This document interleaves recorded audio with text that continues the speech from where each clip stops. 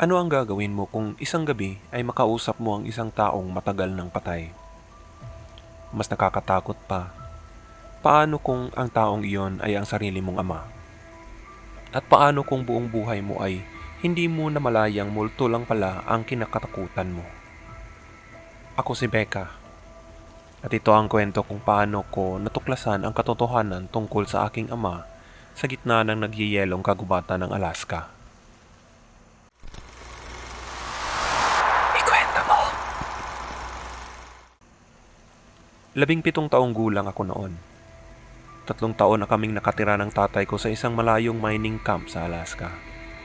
Isang lugar na napapalibutan ng nyebe, bundok, at katahimikan. Kapag taglamig, halos walang araw.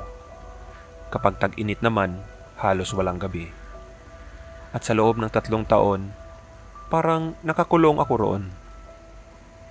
Ang trabaho ko ay magluto para sa mga minero sa cafeteria ng kampo. Araw-araw pareho. Gigising, magluluto, maglilinis at matutulog at uulitin na naman kinabukasan. Ngunit ang pinakamahirap sa lahat ay hindi ang trabaho. Hindi ang lamig. Hindi ang pag-iisa. Kundi ang pakikisama sa aking ama. Palaging may takot sa loob ng bahay. Iyong uri ng takot na hindi mo maipaliwanag sa ibang tao. Kapag lumaki ka kasama nito, nagiging normal na lang. Hindi mo namamalayan na mali na pala. Hindi mo namamalayan na hindi dapat ganoon. Noong bata pa ako sa Utah, madalas akong mapagalitan. Madalas akong masaktan. At matapos iwan kami ng nanay ko, mas lalo pang lumala ang ugali ng tatay ko. Natuto akong tumahimik. Natuto akong magsinungaling kapag kailangan. Natuto akong umiti kahit takot. Natuto akong mabuhay. At iyon ang dahilan kung bakit natakot ako noong gabing iyon. Malakas ang snowstorm ng gabing iyon.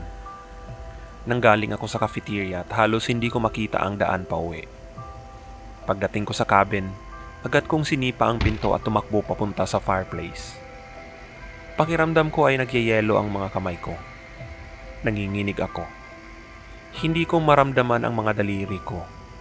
At habang unti-unting bumabalik ang init sa katawan ko, may narinig akong boses. Natutunaw ka. Muntik akong mapasigaw. Nandoon ang tatay ko.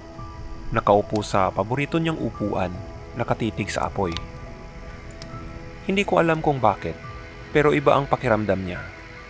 Mas kalmado, mas tahimik, mas nakakatakot. Nagsimula siyang magtanong kung masaya ba ako, kung gusto ko bang manatili, kung bakit hindi ko siya iniiwan, kung bakit hindi ko pinipili ang sarili kong buhay. At paulit-ulit niyang sinabi ang isang bagay. Hindi mo na kailangan magsinungaling. Sa bawat pagkakataon na marinig ko yun, mas lalo akong kinabahan. Dahil may isang sikreto akong matagal nang itinatago. Isang bagay na hindi ko kailanman inamin kahit kanino. Kahit sa sarili ko. At parang alam niya iyon. Habang tumatagal ang usapan, may napansin akong kakaiba. Unti-unting namumutla ang kanyang balat. Parang nawawala ng kulay. Parang nagyayelo. Nang banggitin niya ang salitang snow, nakita ko, puti ang kanyang mukha, itim ang kanyang mga mata, nagyayelo ang kanyang buhok. At sa isang iglap, bumalik sa normal. Doon ako tumakbo. Wala akong plano, wala akong pupuntahan. Gusto ko lang makalayo. Tumakbo ako palabas ng cabin, patawid sa makapal na nyebe, patawid sa nagyayelong lawa. At doon ko nakita ang isang fishing cabin. Ang lugar kung saan madalas magpunta ang tatay ko tuwing weekend. Ang lugar kung saan lagi siyang nawawala. Ang lugar na hindi ko kailanman gustong puntahan. Ngunit nang makarating ako roon, nadulas ako sa yelo. At habang nakadapa sa ibabaw ng nagyayelong lawa, napatingin ako sa ilalim. At doon ko nakita ang katotohanan. May tao sa ilalim ng yelo. Nakalubog, nakatitig pataas. Puti ang balat, nagyeyelo ang buhok. At kahit madilim, kilala ko siya kaagad. Ang tatay ko. Patay na siya. Matagal na. Hindi ko alam kung gaano katagal akong nakatitig. Hindi ko alam kung ilang beses kong sinubukang tanggihan ang nakikita ko. Hanggang sa bumalik ang alaala. Ang gabing nagtalo kami. Ang gabing lasing siya. Ang gabing nagtangka siyang saktan ako muli. At ang gabing nahulog siya sa yelo. Nahulog at hindi ko siya tinulungan. Hindi ako tumakbo para humingi ng saklolo. Hindi ako sumigaw. Pinanood ko lang siyang lumubog. At pagkatapos, nagsinungaling ako. Sinabi kong umalis siya. Sinabi kong iniwan niya ako. Sinabi kong hindi ko alam kung nasaan siya. At mula noon, kinakausap ko ang isang taong matagal nang patay. Habang nakatingin ako sa ilalim ng yelo, naalala kong ang huling sinabi niya. Hindi mo na kailangan magsinungaling. Dahil tama siya. Hindi ko kailangan magsinungaling. Hindi sa kanya, hindi sa pulis, hindi sa mundo, kundi sa sarili ko. Sa unang pagkakataon sa loob ng maraming taon, tinanggap ko ang katotohanan. Hindi ako biktima. Hindi ako iniwan.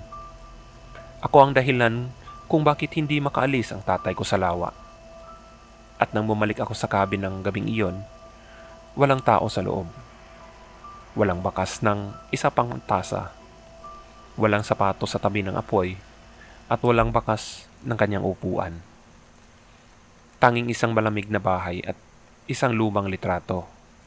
Sa likod nito ay may nakasulat, "Malaya ka na." At mula noon, hindi ko na muling nakita ang aking ama.